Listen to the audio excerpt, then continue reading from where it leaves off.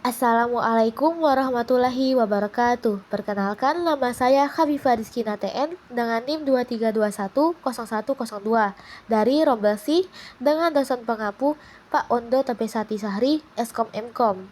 Di video ini, saya akan menjelaskan proses clustering menggunakan metode K-means berdasarkan data kependudukan Provinsi Aceh tahun 2020 sampai 2021. Data yang saya gunakan adalah jumlah penduduk dari 25 kabupaten atau kota di Aceh. Saya ambil dua kolom yaitu total 2020 dan total 2021 untuk dijadikan dua dimensi dalam clustering. Pertama-tama, saya memilih 3 sentroid awal secara acak, yaitu dari A71, A72, dan A73. Untuk menghitung jarak Euclidean dari setiap data ketiga sentroid tersebut dengan rumus sama dengan SQRT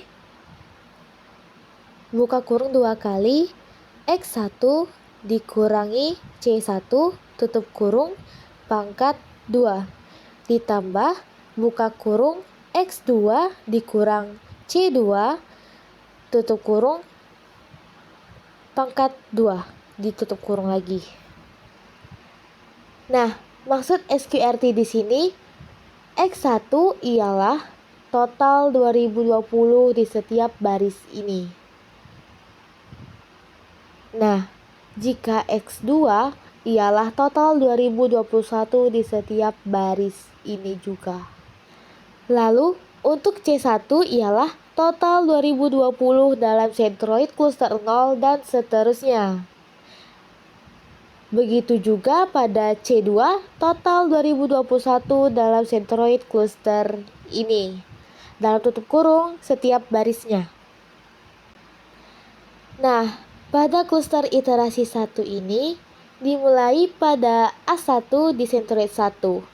Kita klik kolom ini, lalu kita isi rumus Euclidean yang barusan saya jelaskan. Nah, D7 selaku X1 diambil dari sini, dan E7 selaku X2 diambil dari sini, dikarenakan ia berada di baris A1.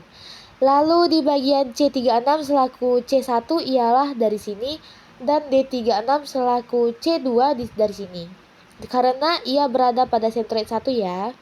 Lalu kita klik enter, beginilah hasilnya. Begitu juga pada sentroid 2. Yang berbeda hanya bagian C1 dan C2-nya diambil dari sentroid 2. Coba kita tes ulang ya. Sama dengan SQRT buka kurung 2 kali. Ambil kolom ini karena ia berada di A1 dan total 2020. Dikurang sentroid 2 ini.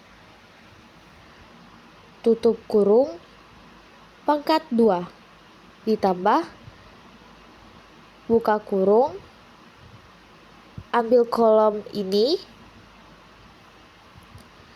dikurangi sentroid 2 ini, tutup kurung pangkat 2 tutup kurung lagi. Klik enter, maka hasilnya begini. Begitu juga pada sentroid 3, C1-nya ialah ini, C2-nya ialah ini. Enter, itu juga hasilnya. Maka, lakukanlah pada A2 sampai A75 semua ini dengan cara seperti tadi. Setiap baris ini saya masukkan ke cluster dengan jarak terpendek.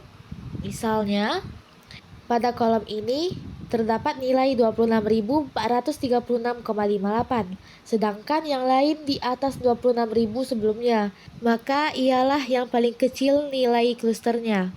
Begitu juga pada A2, jarak terpendeknya ialah 41.090,25, yang lain sisanya di atas 41.000, maka ialah clusternya. Nah, untuk menandai jarak terpendek di setiap kolom sentroid, saya tandai. Misalnya, pada kolom sentroid 1, saya tandai dengan warna merah. Lalu, jika pada sentroid 2, saya tandai warna kuning.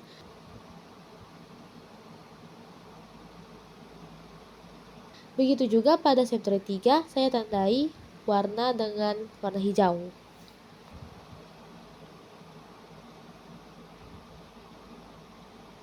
Lalu kita gabungkan sesuai warna pada kotak ini ya. Ada cluster 1, cluster 2, dan cluster 3 sesuai warna. Nah, di dalam kotak ini kita isi bukan hasil nilai centroid yang kita pakai rumus tadi ya, melainkan kita isi dengan total 2020 dan total 2021 yang ada di tabel jumlah penduduk di atas atau yang pertama tadi untuk mencari nilai rata-ratanya lagi.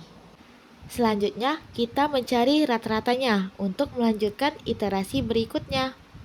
Caranya, dalam centroid cluster 1 ini, kita klik dulu centroid 1 pada total 2020.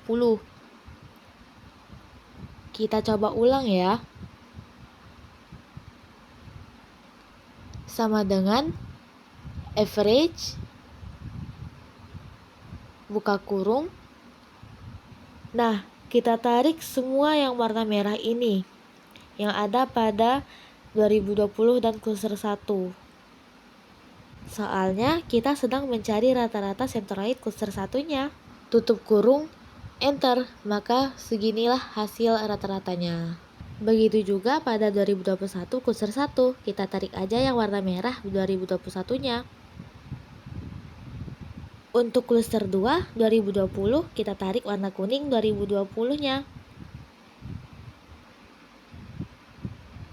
Untuk cluster 2 2021 juga begitu, sama aja. Saya hitung ulang centroid dari masing-masing cluster, lalu ulangi prosesnya dari iterasi 1 ke 2. Banyak anggota berpindah cluster.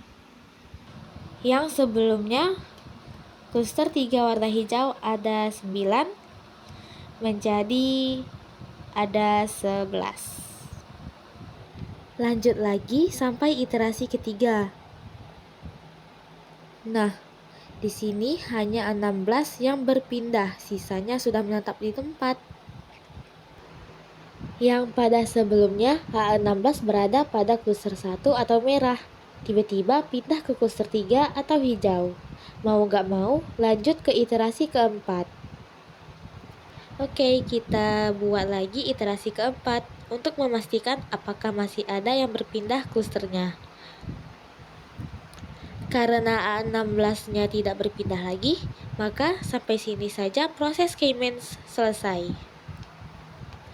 Cluster akhir terbentuk dengan pembagian data yang lebih alami. Cluster 1 berisi wilayah padat, cluster 2 berisi sedang, dan cluster 3 berisi wilayah dengan jumlah penduduk lebih rendah. Untuk kesimpulan, dari proses ini saya belajar bahwa K-means adalah algoritma iteratif yang memerlukan ketelitian, terutama dalam memahami perubahan centroid dan pergerakan cluster. Tapi begitu paham, algoritma ini sangat bermanfaat untuk mengelompokkan data secara otomatis. Terima kasih sudah menonton, semoga penjelasan saya bermanfaat. Wassalamualaikum warahmatullahi wabarakatuh.